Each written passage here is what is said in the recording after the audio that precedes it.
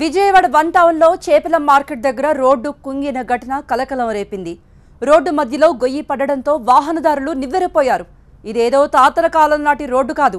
ఇటీవలే పుష్కరాల టైంలో లక్షల రూపాయలు వెచ్చించి వేసిన కొత్త రోడ్డు.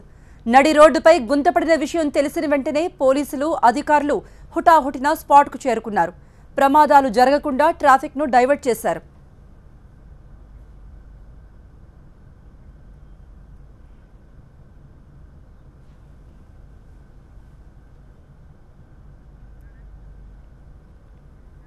రోడ్డు నిర్మాణంలో నాణ్యత పాటించకపోవడం, కాంట్రాక్టర్ల కక్కుర్తే ఈ ఘటనకు కారణమంటున్నారు స్థానికులు. బాధ్యులపై చర్యలు తీసుకోవాలని డిమాండ్ చేశారు. 2 రోజుల క్రితం చెన్నైలోనూ రోడ్డు ఇలాగే కుంగిపోయింది.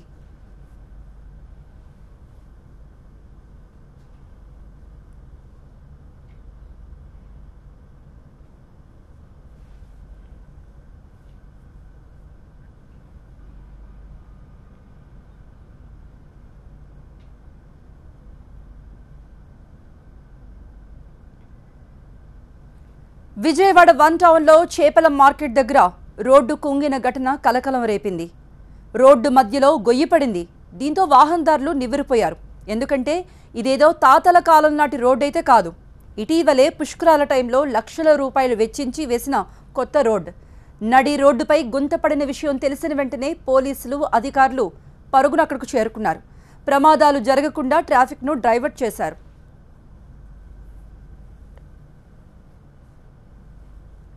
రోడ్డు నిర్మాణంలో నాణ్యత పాటించకపోవడం, కాంట్రాక్టర్ల కక్కుర్తే ఈ ఘటనకు కారణమన్నారు స్థానికులు. బాధ్యులపై చర్యలు తీసుకోవాలని డిమాండ్ చేశారు. 2 రోజుల క్రితం చెన్నైలో కూడా ఇదే విధంగా రోడ్డు కుంగిపోయింది.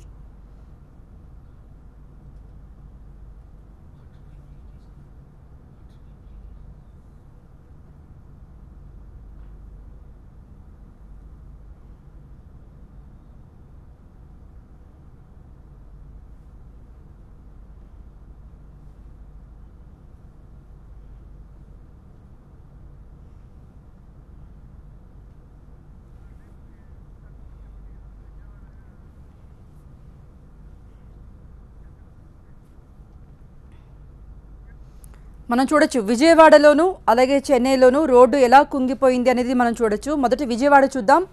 ఇది ఈ మధ్య కాలంలో వేసిన రోడ్డు. అంటే పుష్కరాల సమయంలో ఎంతో డబ్బు వెచ్చించి వేసిన రోడ్డు మధ్యలో గుంత పడింది. ఒకవేళ ఎవరైనా ఆ గుంతను చూసుకోకపోయి రాత్రి సమయంలో అక్కడికి వచ్చినట్లయితే ఒకవేళ పడితే ఆ ప్రమాదం తీవ్రత చాలా ఎక్కువగా ఉంటుంది.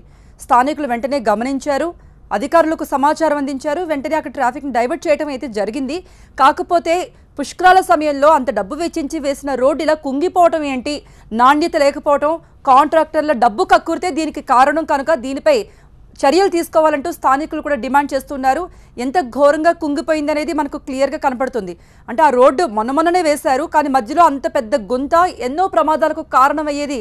ఇలా గుంత ఏర్పడటం అనేది ఖచ్చితంగా అధికారుల అలసత్వం, కాంట్రాక్టర్ల డబ్బు కక్కుర్తే కారణం అంటున్నారు. మరోవైపు చెన్నైలో కూడా చూడొచ్చు, సేమ్ ఇదే విధంగా ఒక గుంత అనేది పడింది. దాంట్లో ఒక బస్ కూడా పడిపోవటం అనేది జరిగింది. అంటే ప్రమాదం అనేది జరగలేదు, కానీ బస్ అనేది లోపల పడిపోవటం, బస్ పక్కన మనం కారు కూడా చూడొచ్చు. అంటే రాత్రి సమయంలో కానీ లేకపోతే ఆ రోడ్డు తెలియని వాళ్ళు వచ్చి ఆ గుంతలో పడడం జరిగినట్లయితే ప్రమాదం జరిగే అవకాశాలు చాలా ఎక్కువగా కనిపిస్తున్నాయి. మనం చూడొచ్చు ఆ బస్ పడిపోవటం కానీ ఆ కారు పడిపోవటం కానీ. ఇదే ప్రమాదం విజయవాడలో కూడా జరిగే అవకాశం ఉంది. కాకపోతే స్థానికులు ముందుగానే గమనించి అధికారులని హెచ్చరించారు. వాళ్ళు రావడం కూడా జరిగింది.